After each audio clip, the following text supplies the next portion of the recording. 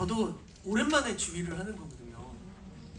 그래서 지금 그 드라마 후반작으로 너무 바쁘신데 제가 졸라가지고 편집실에서 불러내서 너무 고마워요 사실. 그래요. 그래서 제가 혹시 제가 GB 진행을 하는 걸 경험하신 분이라면 예전에 그 능수능란함에 대한 기대를 좀 내려주세요. 진짜 오랜만에 하는 거고 요즘 방송도 안 해서 말이 줄었습니다. 구병모 작가의 장편소설 파과를 읽고 이 작품을 영화로 만들고 싶다라고 생각했던 어떤 끌림은 어떤 게 있을까요?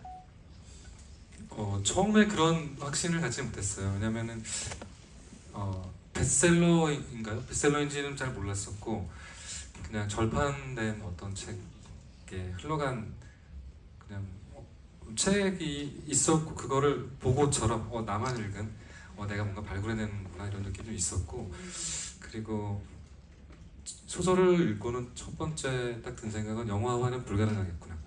사실 그런 생각을 했었어요. 그래서 마음이 막 어떻게 하면 영화를 할 수 있을까 이렇게 뜨겁게 끌어오는 건 아니었고, 너무나 방대한 거의 50년에 걸친 서사가 있는데 각 서사들이 조각조각 많은 모티브들을 갖고 있지만 이렇게 유려하고 영화에서 좀 플로팅이 쉬운 이런 실로 꾸며져 있지는 않아서 제가 여러 원작들을 작업을 해봤었기 때문에 기존 작업에 비해서는 상당히 어려운 작업이 될 수 있겠구나 이런 생각이 들었었고, 그 이전에도 몇몇 이렇게 영화를 시도했다가 결국은 자초했던 얘기를 들었었어요. 그래서 그랬을 수 있겠구나. 특히 원작을 아주 충실하게 재현하려고 노력했다면은 쉬운 작업은 아니었겠구나 그런 생각이 들었고, 그 이후로 얼마 지나지 않아서 이제 초고 작업을 한 게 제가 살펴봤어요. 그러니까 2019년 7월이 첫 버전이더라고요.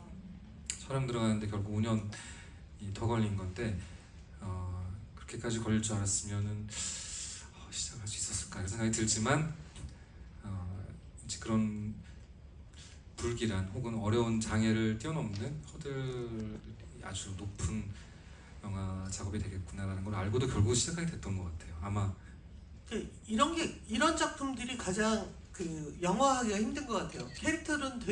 캐릭터들은 장르적인데 서사는 추호도 장르적이지 않고, 그리고 이야기는 어떤 기본적인 큰 줄기의 서사가 순서대로 이어지거나 아니면 자기 이야기 구조를 가지면서 기승전결을 갖는 게 아니라 되게 분절돼 있잖아요. 근데 캐릭터는 굉장히 매력적이고 이럴 때 과연 어떻게 각색할 것인가 라는 건 언제나 고민이 될 텐데, 특히 저는 그게 되게 궁금했어요. 그러니까 결국 이제 캐스팅이 되고 나면 또는 영화가 만들어질 준비를 하고 나면 이 영화의 주인공은 늙은 조각이란 말이에요. 그리고 이제 늙은 조각을 할 매력적인 배우가 몇 명 있겠죠. 그리고 그 얘기가 이 얘기의 전부 다예요. 그런데 과거 얘기를 안 하면 안 돼.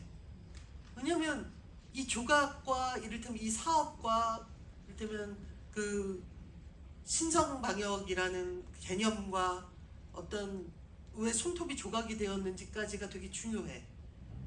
근데 어찌됐건 사람들은 배우를 무시하는 게 아니라 신시아 배우를 보러 오지 않는단 말이에요. 이혜영 배우가 나온대 이러고 보러 온단 말이에요. 그러면 이 과거를 어디로 구축할 것이냐.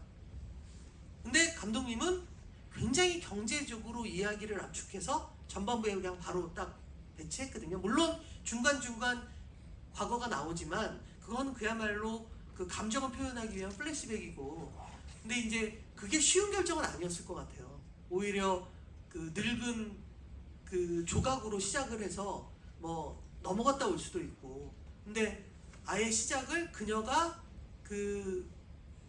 만난 날, 그러니까 류를 만난 날로부터 시작하잖아요. 그렇게 구상을 했던 어떤 고민 되게 많았을 것 같은데